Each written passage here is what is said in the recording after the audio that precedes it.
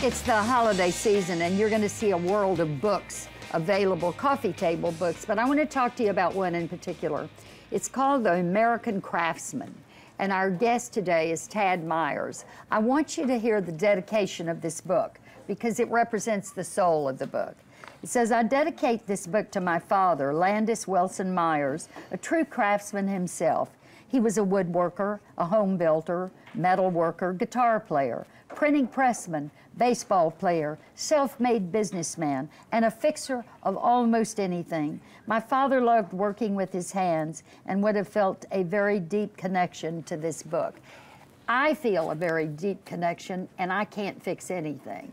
But what I love about this book are all of these fabulous people that you have interviewed, shot all the photographs, and then told us how the product was made and about the craftsman that built it. Right. Tell me when you started this journey.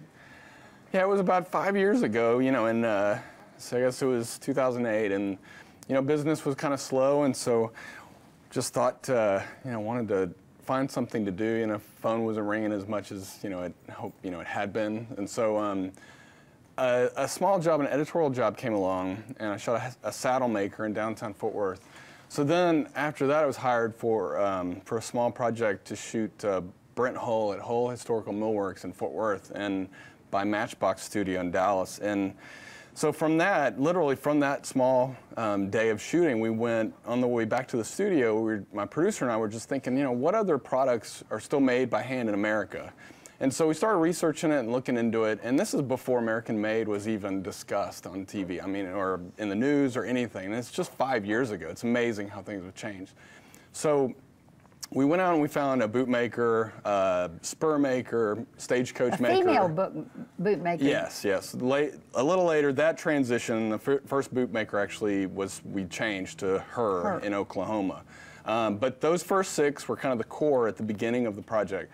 And so then I self-produced a book, a booklet and a gallery opening and show in 2009, and just as a marketing push for my own commercial photography business. And so then that happened in April of 2009, and then I got busy with work. You know, work came from that. And so one thing just kind of snowballed. Yes. From this one phone call that you responded to, and then another one and a small project, and the very thing you were looking for came from that. Yeah. So do you think that's divine? Yeah, I don't know. A lot of stuff happened along the way in the 5 years that I've been working on Let's this. see some of the carousel maker, for instance. The carousel, look at these I mean, this is not like any carousel horse I've ever seen. And look at the turtle. Oh my gosh, where is this man? Yeah, this is Ohio, Mansfield, Ohio. And Carousel Works, they make carousels, obviously, but also the day we were there, they were making these large animals for a children's hospital. Oh. And so they carve them. They have a whole process of carving them out of, they take plywood, or wood, not plywood, but wood, and glue it together, and then they chisel out the thing in the inside. So it's like sculpture.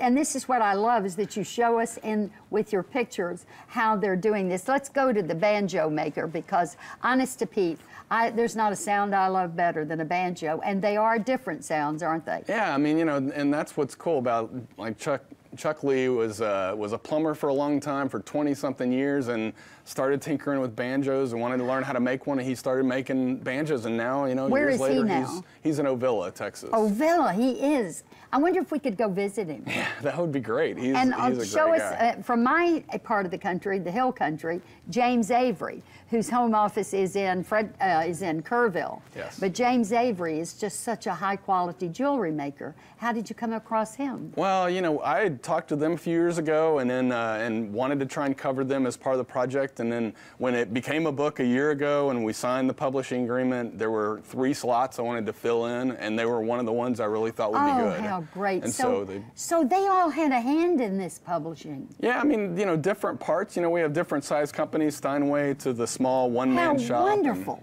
What an ingenious idea. I Thank you mean, very really, much. I love this.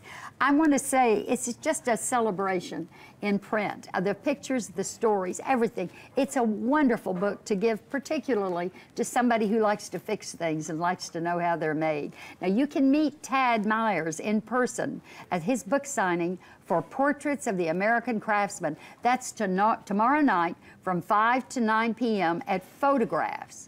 Do Not Bend. That's Photographs. Do Not Bend Gallery in Dallas.